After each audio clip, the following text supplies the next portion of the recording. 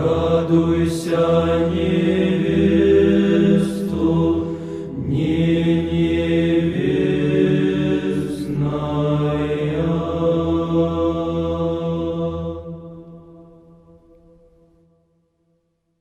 Bien, continuamos entonces con estas charlas acerca de la filosofía del amor y hoy vamos a hablar un poco sobre la cuarta forma de amor, que es el amor de amistad.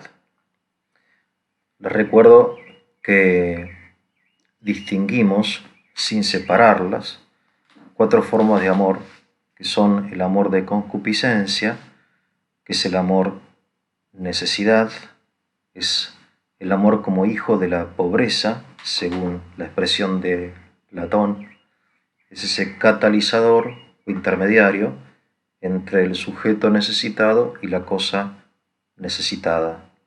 Ese lazo de unión entre ambos se llama amor. El amor de benevolencia, que es hijo de la riqueza, que es la difusión del bien propio, que es ese deseo del bien del otro, ¿no? Que es un amor que hace referencia a la plenitud, amor don, lo llama Luis. El amor erótico, que es el amor de compenetración entre polos opuestos, entre el varón y la mujer, principalmente, que es un amor que ya implica reciprocidad, y el amor de amistad, ¿no? Que tiene como causa la semejanza entre los amigos. Y cuanto más interesante, más profunda, más estable es esta semejanza, más fuerte es el lazo que los une, ¿no? Porque puede haber una amistad provocada, por ejemplo, por alguna semejanza superficial, por el hecho, por ejemplo, de encontrarse en el mismo lugar, al mismo tiempo, dos personas se entabla una relación, o bien porque hacen una operación comercial, ¿no? Pero bueno, obviamente apenas desaparece ese interés, desaparece la amistad. En cambio, cuando hay una razón profunda de la amistad, la amistad es estable, porque la raíz es estable. Bien. No me quiero olvidar de algo muy importante, que es lo siguiente, antes de pasar a la amistad. Que el amor de necesidad y el amor de benevolencia no son recíprocos. Vale decir, entre el amante y el amado no hay necesariamente, no hay reciprocidad, no es mutuo. Si yo amo el café con leche con medialunas, no estoy esperando que se dibuje en la taza de café con leche una sonrisa y me guiñe el ojo, ¿no? La medialuna. No es recíproco, es unilateral el amor de necesidad. Lo mismo sucede con el amor de benevolencia. Yo no estoy esperando que aquellas personas que amo me amen, ¿no? El médico no espera que los pacientes lo amen. Él sí ama a sus pacientes, pero los pacientes esperan no verlo más al médico, porque si lo tienen que ver es porque están enfermos, ¿no? Los curas aman a sus parroquianos, ¿no? Con amor de benevolencia, pero no están esperando ni esperan que ellos le devuelvan ese amor. Y no, porque es un amor de paternidad, ¿no? Los padres no esperan que sus hijos le devuelvan, lo cual no implica que no les devuelvan, y que no sea justo esa reciprocidad. Pero en el amor de benevolencia no hay compenetración como en el amor erótico, hay compromiso. Es decir, el médico está comprometido con sus pacientes, pero no está compenetrado con ellos. No es que son una sola carne o una sola alma, o que convive con ellos y ellos son su vida en el sentido erótico de la palabra, cuando el esposo o el novio le dice a su esposa o su novia que ella es su vida. No, no es así, ¿no? El amor erótico, en cambio, es mutuo, o al menos implica, tiende, espera la reciprocidad, no solamente a amar, sino ser amado, de parte de ambos. Ambos aman y deben ser amados, ¿no? En el amor erótico ideal. Y lo mismo sucede en el amor de amistad, ¿no? El Evangelio nos pide que amemos a los enemigos, pero ese amor no es recíproco, no estamos esperando que el enemigo sea nuestro amigo. Y tampoco lo pide el Evangelio, nos dice, mire, tienen que ir de vacaciones con sus amigos, no, recen por ellos, perdonen sus ofensas, ayúdenlos en caso de extrema necesidad, pero el enemigo es enemigo, no es amigo, ¿sí? Es decir, el amor perfecto es el amor recíproco, donde ambas partes de esta realidad se unen en el amor, ¿no? Por eso el amor perfecto es el amor de amistad, y también el amor erótico representa la perfección, la unidad de aquellas partes que estaban separadas, ¿no? El amor erótico es la reunión en la idea platónica, ¿no? Es la reunión de dos partes que estaban separadas, ¿no? De ahí la imagen de la media naranja, etc. Bien, en el amor de necesidad o en el amor de benevolencia, hablar de la media naranja sería como exagerado, ¿no? Bien, entonces estaba diciendo, y esto es importante, es un aspecto importante que me olvidé decirlo en las dos primeras charlas, que no todo amor es recíproco. Llegamos a la reciprocidad en el tercero, el amor erótico, y en el cuarto, que es el amor de amistad, ¿no? Bien, pero, y vamos directamente a la amistad, al decir que es el cuarto tipo de amor, la cuarta clase de amor, parecería que estamos disminuyendo su importancia. Es el cuarto, o sea, es medio como innecesario, superfluo, es un amor que uno puede tener o no tener. De hecho, hay personas que tienen amigos, hay otras que no tienen amigos, algunos tienen 1.000.000 de amigos, algunos no tienen ni un amigo, ¿no? Y entonces uno se pregunta, ¿esto de la amistad es tan importante? Bueno, a ver, en realidad la amistad es más importante que los otros amores. ¿Por qué? Porque a pesar de que la pongamos en el cuarto lugar, en algún lugar hay que poner, cuando uno enumera las cosas, necesariamente siempre hay una prioridad, pero esa prioridad en este caso como que no responde a la realidad. Porque, y esto es lo importante, la amistad es una cualidad de las cosas. La amistad es una cualidad del ser. Y esto tengo que explicarlo, pues si no lo explico no se entiende qué está diciendo ¿no? ¿Qué está diciendo? Porque cuando hablamos de amor, estamos hablando de una relación entre un sujeto y un objeto, que puede ser unilateral, como en el caso de que yo amo, por ejemplo, el sol, o el agua pura, o los paisajes, o las vacaciones, ¿no? Es una relación unilateral, o no, pero de todas formas estamos diciendo que hay una relación de un sujeto que generalmente es consciente, porque hablamos del amor humano, ¿no? De un sujeto que se relaciona con un objeto amado.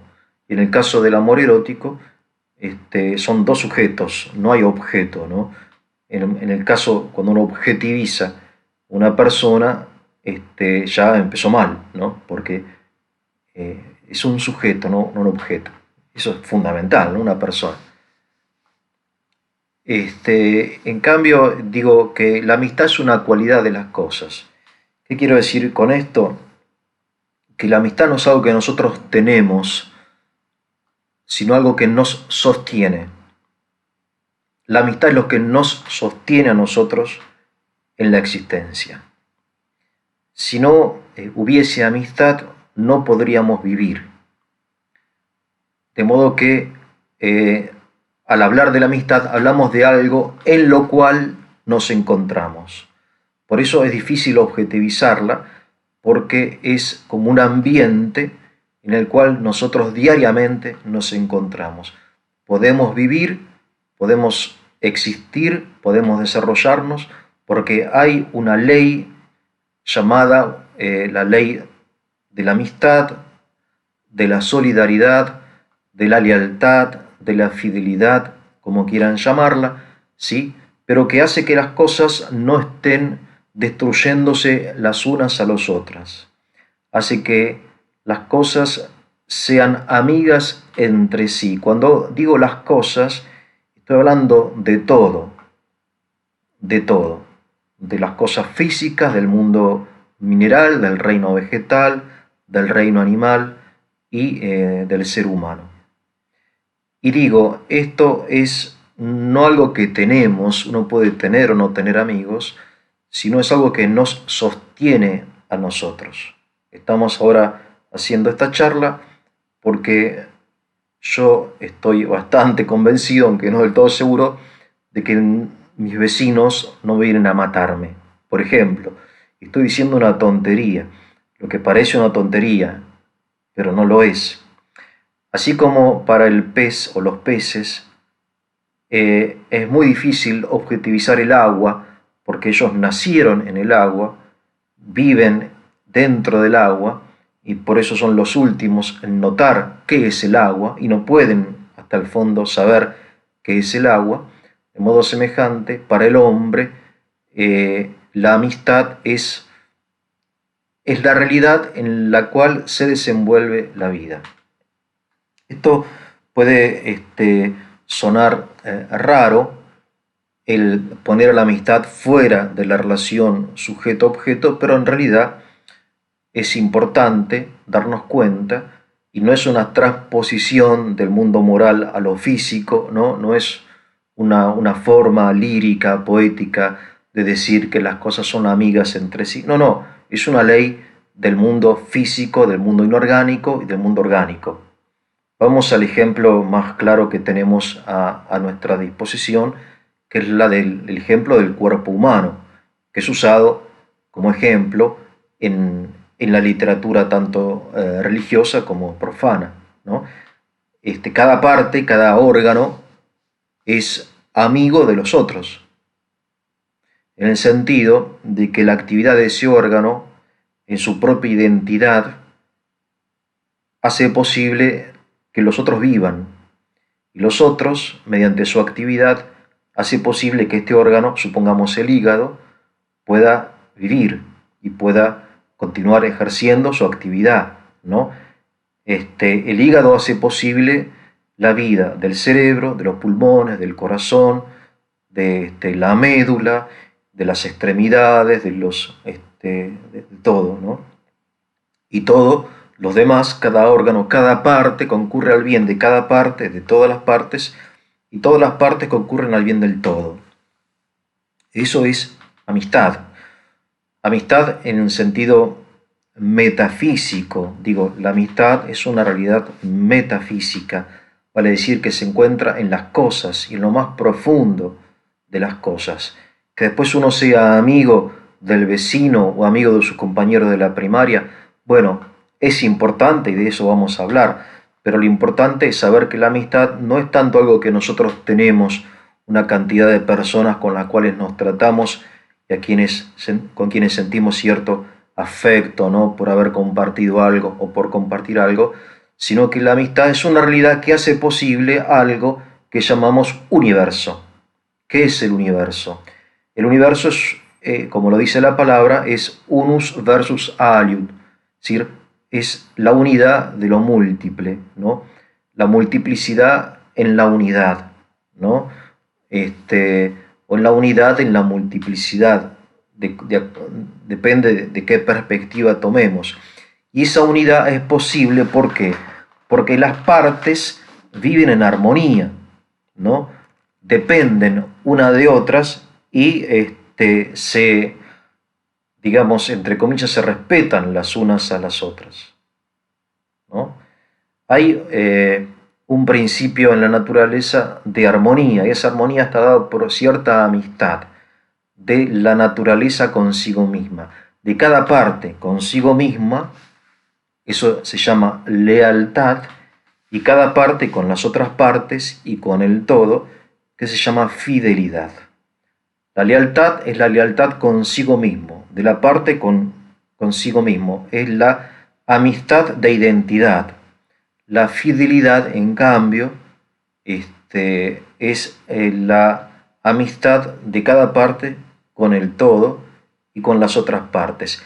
Eso es amistad, eso es amor, y eso es lo que hace posible, por ejemplo, que cada uno de nosotros esté sano, porque la salud es precisamente la existencia armónica de cada parte del cuerpo humano, ¿no? De cuando una parte o una especie de una célula, uno se enferman todos, ¿no? Como dice San Pablo.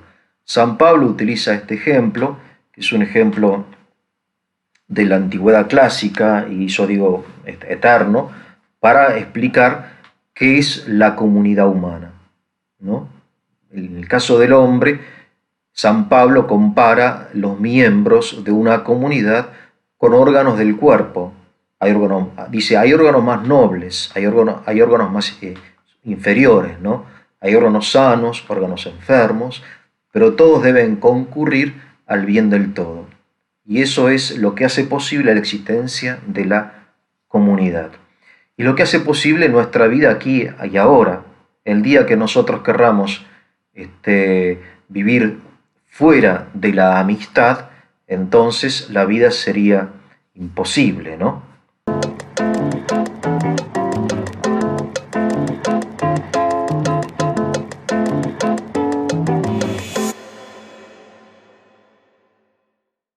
Bien, decíamos entonces que las cosas son amigas entre sí. Aristóteles, en su tratado acerca de la amistad, en la Ética Nicómaco, cita a un poeta que dice que la lluvia y la tierra reseca son amigos, ¿no? En realidad, fíjense qué interesante, porque parecería este, a primera vista, en una mirada superficial, que la única beneficiada es la tierra. ¿Quién se beneficia? ¿La tierra reseca o la lluvia? Gracias al contacto de ambos.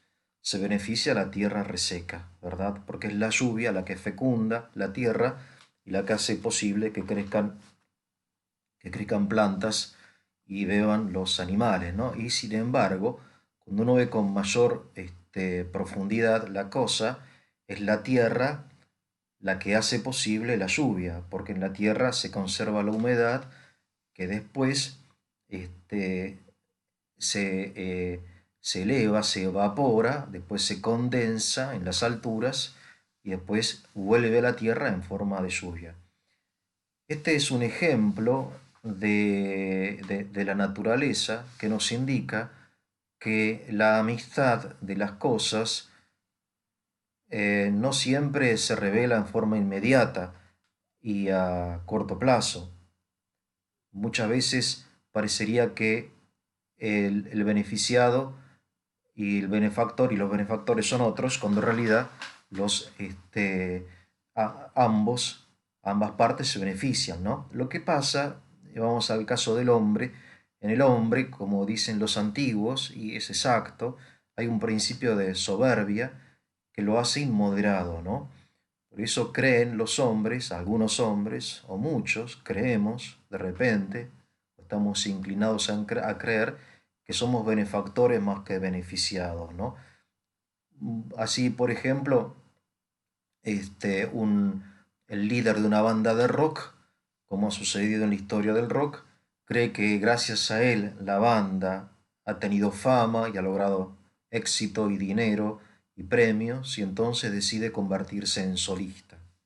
Y al convertirse en solista fracasa. Fracasa porque los otros miembros de la banda, aunque no eran tan brillantes, digamos, tan originales, tan creativos como él, servían de contrapeso para aspectos, digamos, no menos importantes en la música, como el ritmo, la cadencia, no sé, la solidez de la composición, etcétera, ¿no? Y es por eso que no hay que negar nunca la amistad existente, por ejemplo, entre las clases sociales. Uno de los crímenes más grandes que cometió la modernidad, el siglo XX, es haber cedido a la tentación del marxismo, según el cual el conflicto está en digamos, es la causa última de la historia, ¿no? Así dice Marx en su famoso manifiesto comunista, ¿no? Que la historia no es más que la historia de la lucha de clases. En la visión cristiana de la historia es fundamentalmente amistad. Es una amistad empañada por luchas, empañada y amenazada por luchas tremendas, por guerras tremendas. Pero en el sustrato del hombre, en lo más íntimo del hombre, lo que hay no es lucha, sino amistad.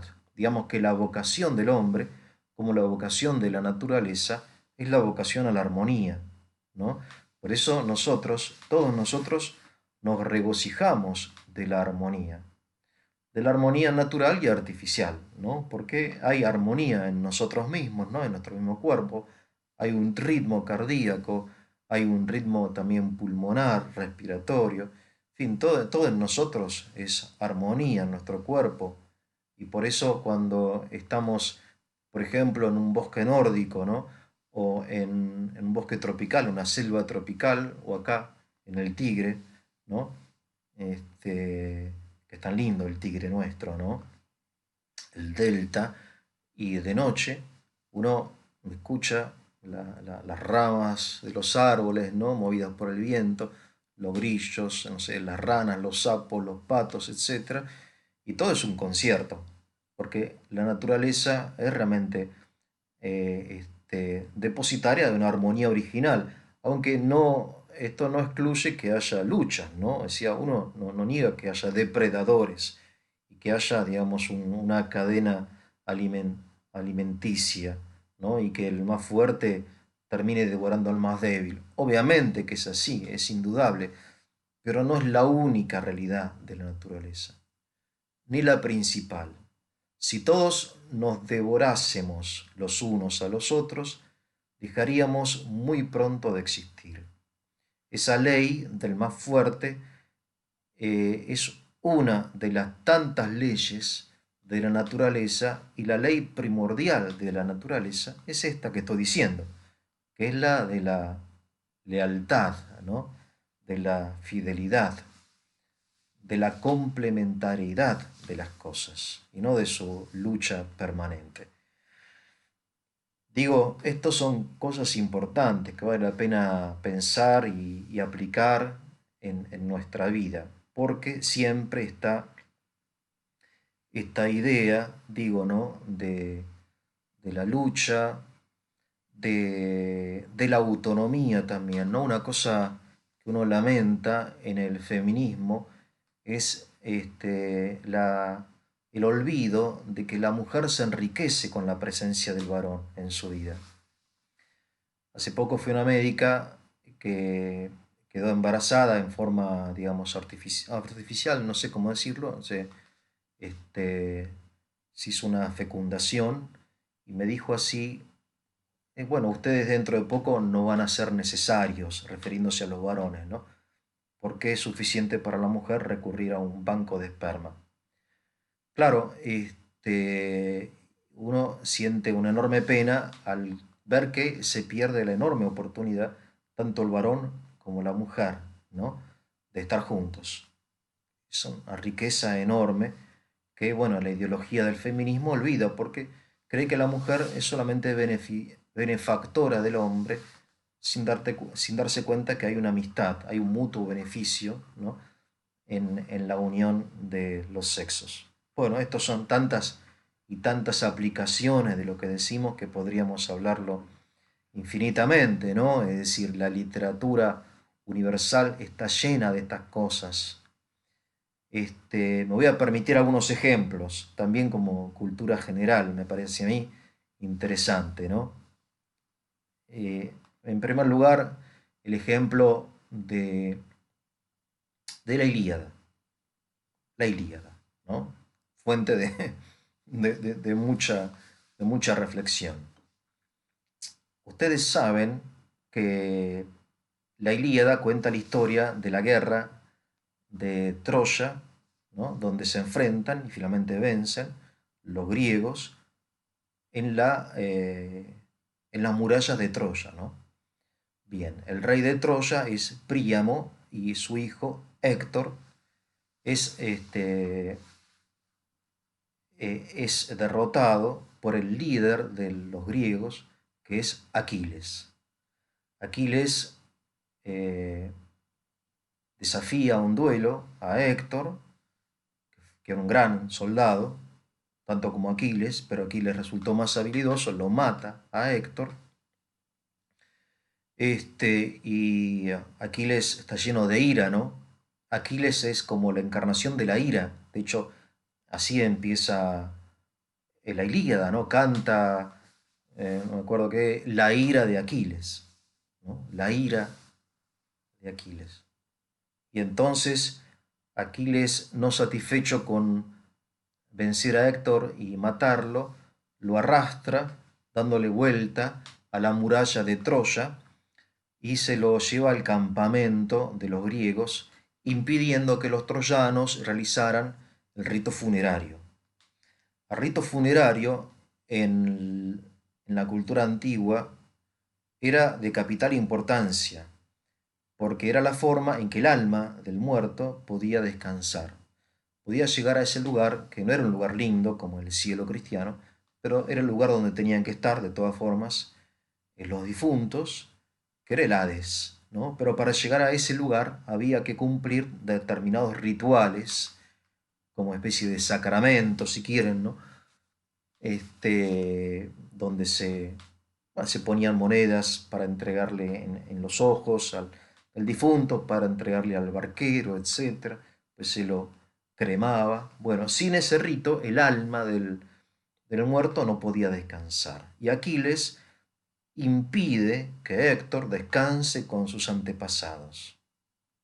Comete un doble asesinato. Asesina, digamos, a Héctor en su cuerpo y en su alma impidiéndole que descanse, ¿no? De ahí la ira de Aquiles. Bien. Cuando Aquiles está descansando en su tienda, después de ese día de combate y de triunfo, aparece en la tienda de Aquiles un anciano que se arrodilla ante Aquiles y Aquiles le pregunta, ¿quién eres, anciano? Y él le dice, soy Príamo, rey de Troya. Vengo a implorarte que me entregues a Héctor para que pueda descansar con nuestros antepasados. Es muy interesante este hecho puntual, pero que de alguna manera nos está preanunciando el Evangelio, ¿no? Como tantas cosas de la antigüedad clásica que nos preanuncian el Evangelio. Y entonces Aquiles se siente conmovido porque el rey de Troya se pone en manos de su enemigo. Imagínense que durante años los griegos están tratando de apoderarse de aquel que hoy está en manos de Aquiles arrodillado pidiéndole compasión. Suficiente agarrar la espada y clavársela en el pecho a Príamo y se acaba la historia. En cambio Aquiles en ese momento manifiesta algo distinto. Es lo propio de la humanidad, que es la compasión. Llora con, con su enemigo y ahora con su padre, Príamo, y llora la muerte de su hermano Héctor, le entrega el cuerpo a su enemigo y lo envía de vuelta a Troya, impidiendo que los griegos lo toquen, ¿no? Esto que parece una anécdota en la Ilíada, para los antiguos era de capital importancia, porque la Ilíada y la Odisea eran para ellos lo que para nosotros la Biblia. Era el lugar donde ellos aprendían las lecciones de la vida, ¿no? ¿Qué es el hombre? ¿Cómo debe ser el hombre? ¿No? Entonces en este momento Homero nos está diciendo algo que después Aristóteles va a formular en términos filosóficos de la siguiente manera. Aristóteles va a decir homo homini amicus. Esto lo digo en latín, él lo dijo en griego, ¿no? Lo escribió en griego. El hombre es amigo del hombre, no enemigo, ni explotador, este, ni nada parecido, es amigo. Vale decir que en el fondo, quizá bien en el fondo, pero en realidad somos amigos los unos de los otros. Y esta amistad es la que nos permite a nosotros seguir vivos. Si fuese mayor la enemistad que la amistad, iríamos destruyéndonos los unos a los otros, cosa que sucede en las guerras, sucede precisamente eso, ¿no? Cuando la balanza se inclina de tal modo hacia el plato de la enemistad, de la guerra, que solamente produce destrucción, ¿no? Porque en el fondo el hombre decide ser amigo o enemigo, ¿no?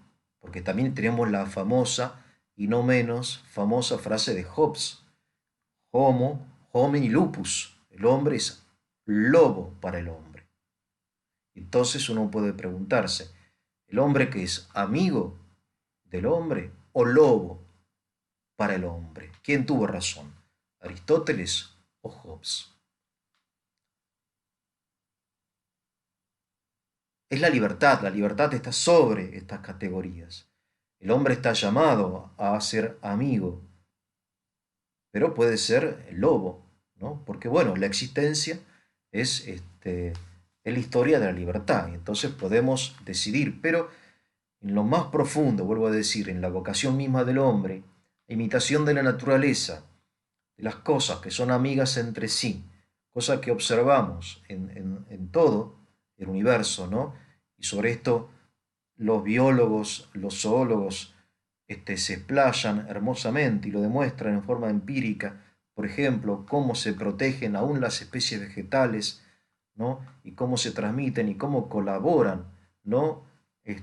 Aún los animales que consideramos depredadores, cómo colaboran en los ecosistemas. Hay hoy una gran necesidad de volver a cierta integridad, ¿no? Por eso están tan de moda estos paradigmas, ¿no? El holístico, ¿no? De integridad, de conservarlo todo, ¿no? De volver a la naturaleza como cierto paradigma, ¿no? Es muy importante porque vamos a terminar matándonos los unos a los otros, ¿no? Cosa que ya hemos hecho innumerables veces, pero bueno, no hemos mejorado, no hemos comprendido algunas cosas de la existencia. Bien.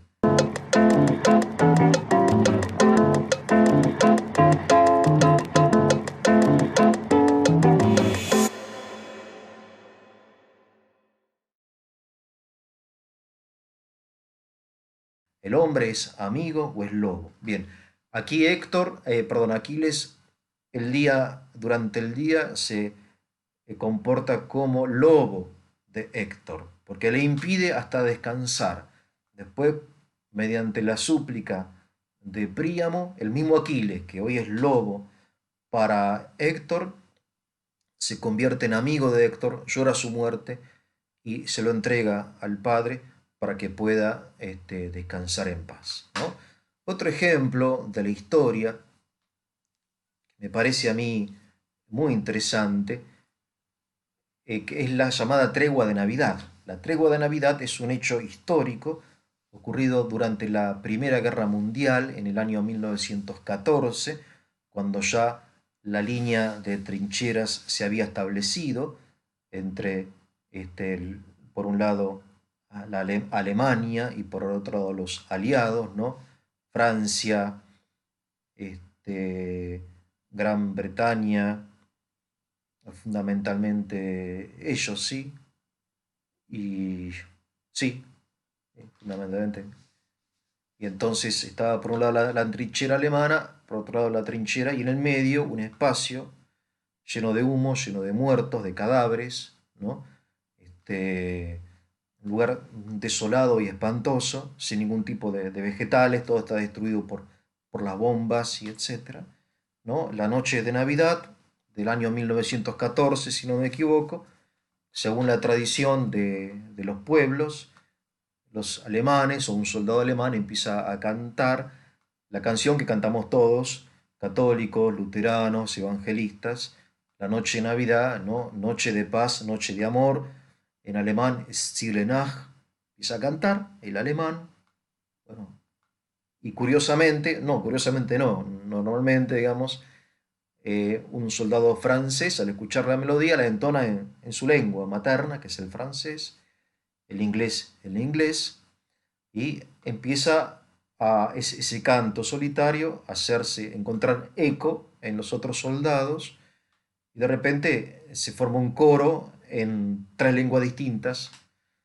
salen de las trincheras, los jefes de los regimientos conciertan, concertan una tregua llamada Tregua de Navidad, donde se saludan, conviven, hasta dicen que juegan un partido de fútbol, entierran a sus muertos.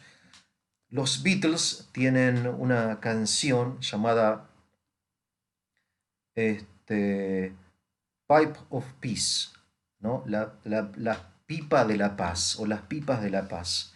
Una canción muy hermosa donde ellos representan, describen en la letra y en la música aquel episodio realmente muy curioso, muy significativo, de pueblos de tradición cristiana que se están matando, se están asesinando. Es Europa, la Europa que fue una durante muchos siglos, gracias al cristianismo, hoy se está destrozando mutuamente, y por ahí sobresale como una cabeza, la cabeza del sentido común, ¿no? La noche de Navidad, la cabeza del amor, de la amistad, y de repente se dan cuenta que los alemanes, que los franceses son iguales que ellos, solamente que hablan en francés, y etcétera, y bueno, la tregua de Navidad, ¿no? Es un hecho muy interesante de la historia, muy representativo, y muy similar, si se dan cuenta, a la historia que cuenta Homero en la Ilíada, ¿no? Así hay muchos acontecimientos de la historia, muchas novelas que hablan de lo mismo, ¿no? La fórmula de la amistad la encontramos también en dos obras de literatura muy importantes, ¿no? La primera es el libro de la selva de Rudyard Kipling, donde los lobos diariamente, como una especie de confesión de fe, se reúnen alrededor de su jefe y profesan la fe de la manada. ¿Y qué es esa profesión de fe, ese credo? Dice que bueno, que la manada sobrevive gracias a que los lobos cumplen la ley de la manada. ¿Y cuál es esa ley? Que el lobo es para la manada y la manada para el lobo. Y es, digamos, la misma ley que encontramos en la novela de Alejandro Dumas, Los Tres Mosqueteros. Ustedes recordarán aquella fórmula inmortal que es tan linda y que un poco es la fórmula que anima a todo grupo humano, todo grupo de amigos, que es todos para uno y uno para todos, ¿no? Ahora bien, vuelvo al principio, porque en el desarrollo eh, uno puede olvidarse de que estamos hablando, ¿no? Y estamos hablando de qué?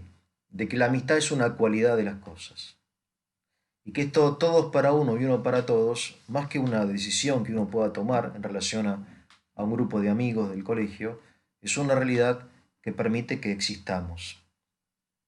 Que esta amistad, esta unidad, esta armonía, este universo formado por partes que este, que trabajan en conjunto con las otras partes, ¿no?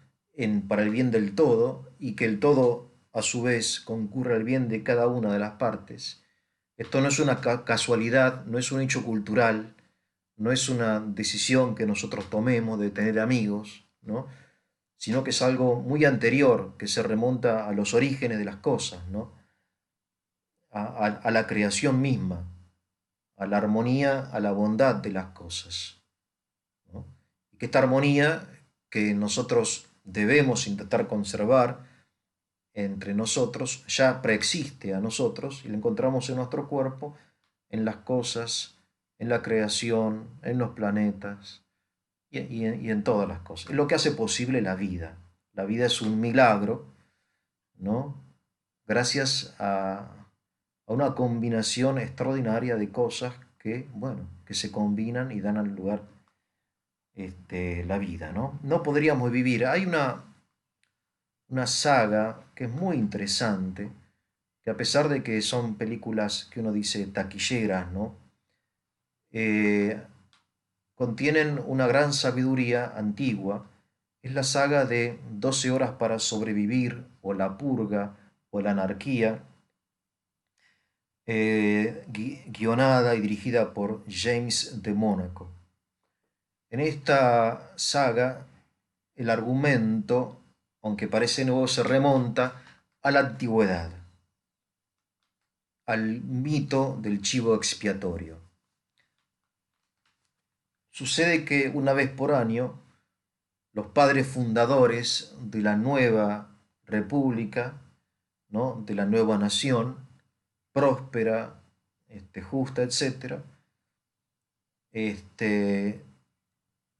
se permite una vez por año, digo, la anarquía, el caos, y se invita a la purga, es decir, a matar al otro. Ustedes quizá la han visto, si no la pueden ver. Es interesante, ¿no? Entonces, una vez por año salen los violentos a destruir, a matar, a revelar lo que tienen en su corazón. Porque el orden establecido es un orden necesario, pero que está reprimiendo lo íntimo de ellos, que es la violencia. Entonces se lo llama purga, expiación, ¿no? Desahogo, catarsis, purificación. Mediante la matanza, el hombre se purifica, según esta, ¿no? Se purifica de esta cosa oscura, tenebrosa que conserva en su corazón, y al purgarse de esa forma es capaz de seguir viviendo el orden establecido, ¿no? Es interesante porque de alguna manera nos recuerdan varias cosas. En primer lugar, la existencia en el hombre de dos fuerzas contrarias, una fuerza caótica, ¿no? Destructiva, y otra que orientada al orden, ¿no? Pero la que hace posible la vida es el orden, ¿no? Y aún en esa noche de expiación, y esto es lo interesante, se imponen algunos límites. En primer lugar, nadie mata a su hijo. Entonces uno se pregunta, si es una noche de expiación, ¿por qué no matan los padres a sus hijos, los hijos a sus padres, ¿no? Los esposos a sus esposas, o ellas a los suyos? No, no, no sucede eso. Quiere decir que aún en la expiación, aún en esta ciencia ficción, es imposible traspasar el límite de esta amistad, que es la amistad de sangre, ¿no? Fundada en el vínculo sanguíneo. Y después otro límite, que es el límite artificialmente impuesto, es el límite del tiempo. O sea, 5 minutos antes, si matas a alguien, es un crimen. 5 minutos después, es una purga. 5 minutos antes de que termine la noche, esas 12 horas, es purga, es expiación, es catarsis. 5 minutos después es un delito y vas a prisión perpetua. Bien. ¿Por qué? Porque si todos los días fuesen de purga, si habría cada semana 3 días de orden y 4 de purga, sería imposible la convivencia, ¿no? Es un interesante argumento que uno lo encuentra en los mitos antiguos y en el mito del chivo expiatorio. El chivo expiatorio que encontramos en el Antiguo Testamento, como en las mitologías antiguas, como en el Nuevo Testamento, ¿no? Donde Cristo es también un chivo expiatorio, ¿no? Como dice uno de aquellos que querían crucificarlo, es mejor que muera un hombre antes que perezca todo el pueblo, ¿no? O sea, la expiación de uno, es mejor la muerte de uno que la muerte de todo el pueblo, ¿no? Etcétera.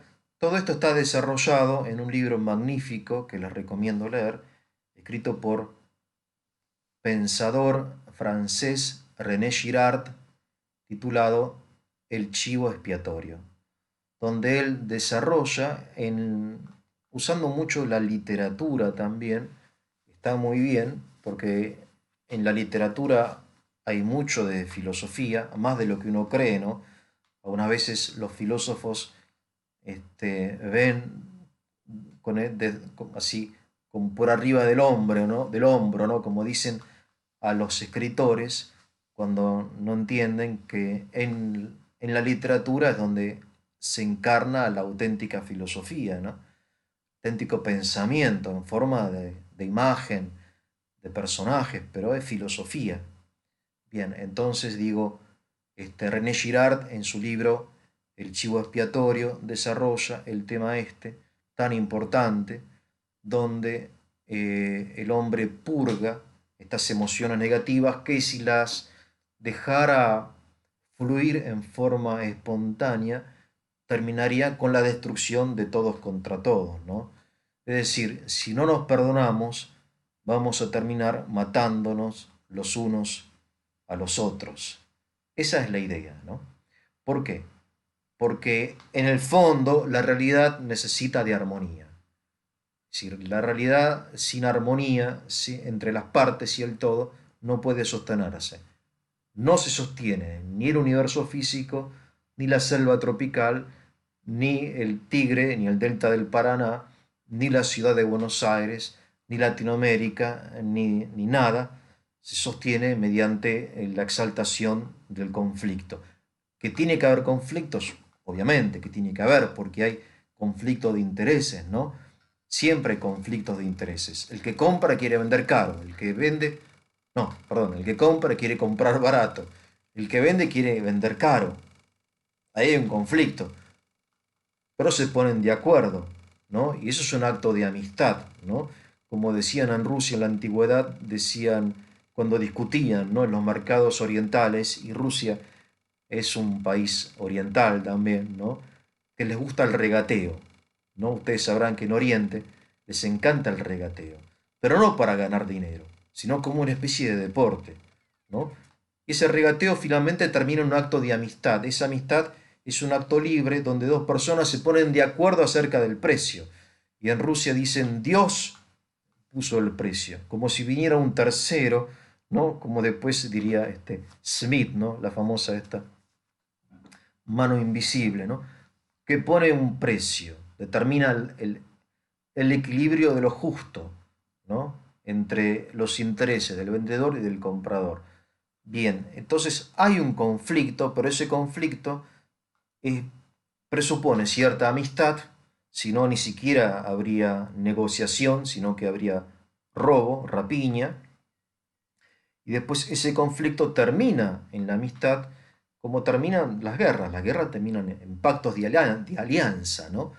Y en la paz. Lamentablemente para llegar a la paz pasamos por las guerras, muchas veces innecesarias, ¿no? Pero de hecho todo triunfo es un triunfo de la paz. Bien.